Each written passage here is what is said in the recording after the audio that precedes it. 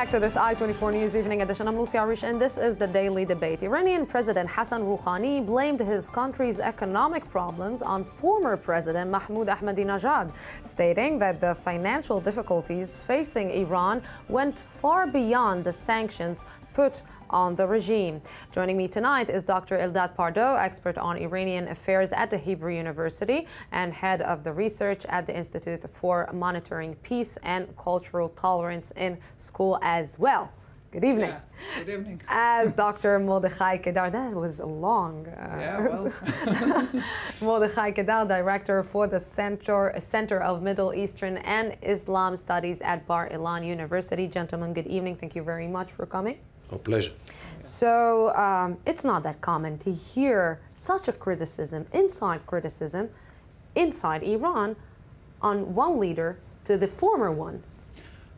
Well, it's actually, it's not that uncommon, and it's not as worse as it used to be before the elections in June. In the elections, what happened that the appointed candidates, even those extremely close to Khamenei, the supreme leader, criticized ferociously Ahmadinejad. Namely, they were criticizing the supreme leader himself. This shows to what extent the deterioration of the economic situation in Iran have reached. It's really, they are really on the ropes, as Netanyahu said, and now they must but try to come back. This is a public announcement. This is the first time that we're hearing about it outside. We always hear rumors, but not actually in a statement. Yeah, but this was all along going on with the elections, and there was a strong tension between Ahmadinejad and Khamenei, to an extent manipulated in order to kind of set distance between the supreme leader, who is the good guy, and his president, who is the bad guy, for the public. But this is going on for at least a year or more. So let's try to understand what were the relationship, what was the relationship between Mahmoud Ahmadinejad and Khamenei? Look, the Iranian regime is fragmented internally to, I would say, cliques. Divided on various reasons, economic reasons. Some are elite families, some are not from the higher echelons of the society. And there is elite society in Tehran and in other cities, and others who are not, maybe those who came from the villages during the last generation or one generation before, are viewed from above by the city elites. It comes to expression by the wealth of the people. There are very wealthy people over there, and there are those who are not. Ahmadinejad is not from the elite.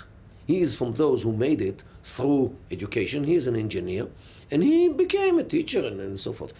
Rouhani is from the elite, and he looks at the people of Ahmadinejad from high and above. Then there is the different approaches.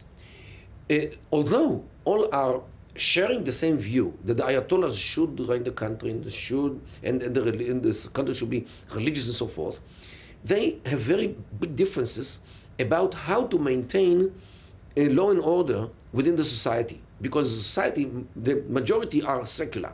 They don't want to see the Ayatollahs at all. So there is a debate within the regime how to control the people, whether to fasten the grip, in order to make sure that everybody behaves, or to loosen the grip in order to make sure that everybody behaves. Okay? So Rouhani is from the second kind. Those who say, okay, let the people say what they want. Let the people behave as they like, permissive and so forth. So they don't rebel against us. Ahmadinejad was much more, from the hardliners, which always called to fasten the grip so they don't rebel against us. So these are big differences. And again, and something else, how close they are to the Pasdaran, to the Revolutionary Guard. Rouhani is not part of them. Ahmadinejad was. So let's try to expand it to another level. Is it another step or another move, checkmate move, that Rouhani is trying to do in order to have another hug from the West? Yeah, I would say so. It's what's very interesting about this temporary deal is that both parts of the equation, both the economic sanctions relief and details of curbing the nuclear project have many loopholes, a lot of gray areas. The West has the capacity or the right to augment the all kinds of sanctions relief. It is not clear what Iran is bound to, and the more experts are reading into it, what will happen after 6 months, what will happen during the 6 months, what about the military part of the project, a lot of gray areas. And in Iran, there is already a growing discourse. We've been cheated. It's all kind of this is an agreement that held for 1 hour, no more. The Americans want to destroy our project whatsoever.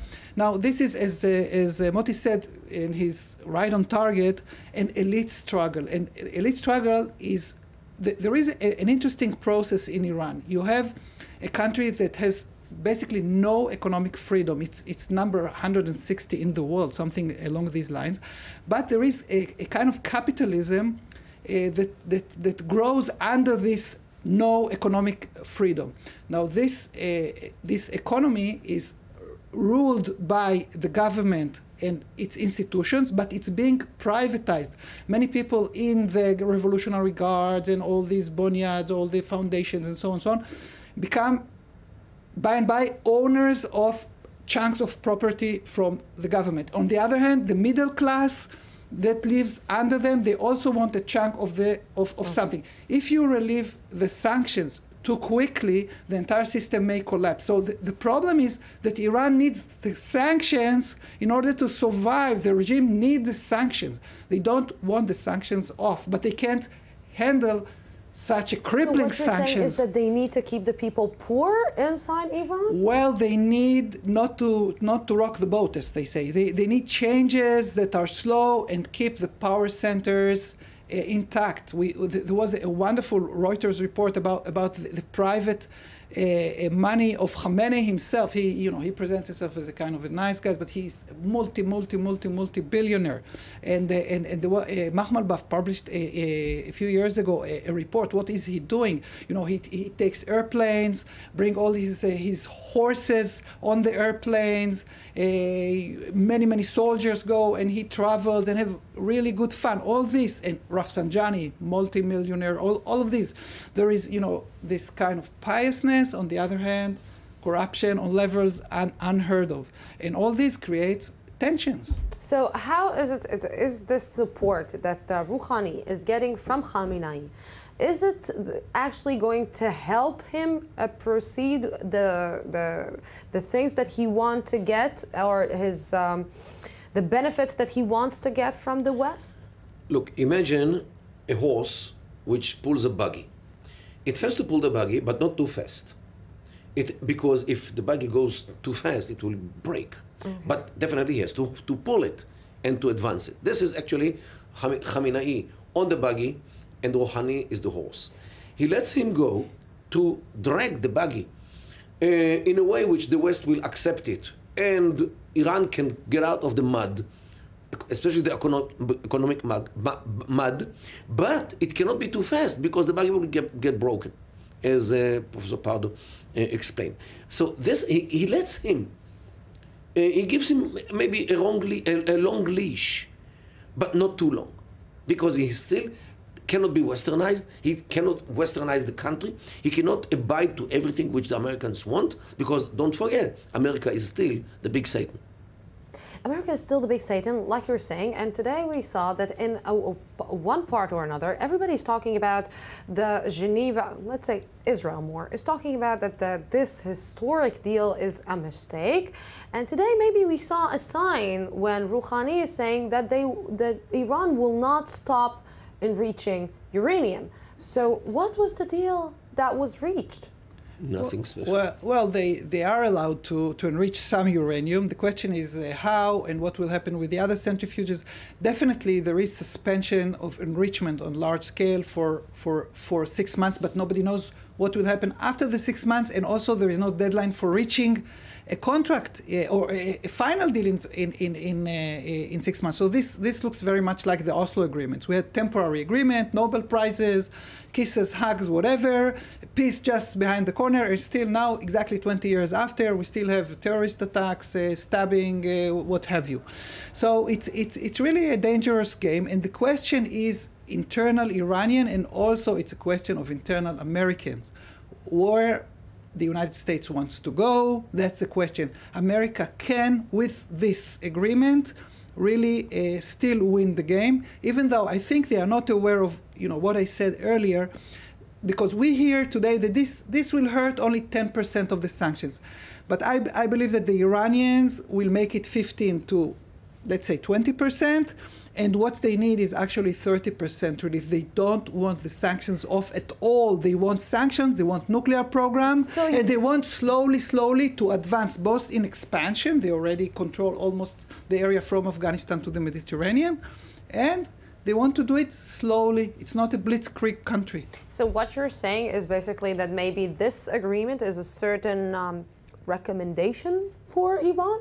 Not only this. I think, I don't have information, but I suspect that the Iranians have a nuclear program, clandestine one, which nobody knows still yet about, and they will advance in it. Because this is what they did all the years. They said something and did something else. All the 16 years of 17 years of negotiations, they were playing double game. One game was on the surface, another one was under the surface. Sometimes facilities like the Fordo came out from under the surface up on the table. Yet I think and I believe that they have some kind of a nuclear program or part of the nuclear program which is continued to be developed in a clandestine way. In a way, you're saying that the Iranians actually want the sanctions, and you're saying that there is an economic problem in Iran. How are the people inside Iran going to react to this secret mission that Iran is actually looking for more sanctions? Well, nobody speaks in these terms, but we have to remember that first of all, the American sanctions had paradoxically at the beginning, I mean the crippling, the last 2 years sanctions. At first, they had really good effect on the economy. For example, the percentage of non-oil exports has risen dramatically. Why? Because they couldn't export the oil, and on the other hand, there was high inflation. High inflation is very good for export.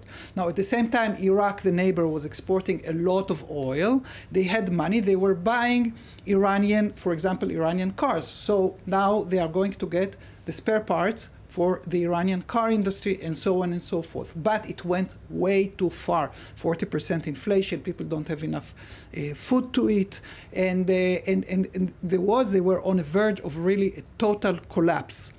But now they get the relief, so we'll see how they play out the game. But when it comes to sanctions, just remember, since the hostage crisis in 1980, there was no Islamic Republic without sanctions. There were always sanctions, and this was very good for the regime. The regime is healthy and robust. In one word, both of you, do you think that we're expected to see any coup in Iran? It's hard. Yeah. I don't think so, because inside the country, people don't feel that they are oppressed so much, because they can do whatever they like. They can surf in the internet, in all kinds of websites. They can have businesses. They can fly out and fly in. If you don't deal with politics, if you don't demonstrate, if you don't act against the country, you can live your life, miserable as it is, yet you don't feel the vampires on your neck all the time. I will have to stop right now, miserable as it is. It's always a pleasure to have you both, Dr. Pardo and Dr. Kedar. Thank you very much for this. And we're going out for a small break, 10 minutes break, an update from our news desk, and then we'll be back to the I-24 News One-on-One. Don't go anywhere, I'll be here.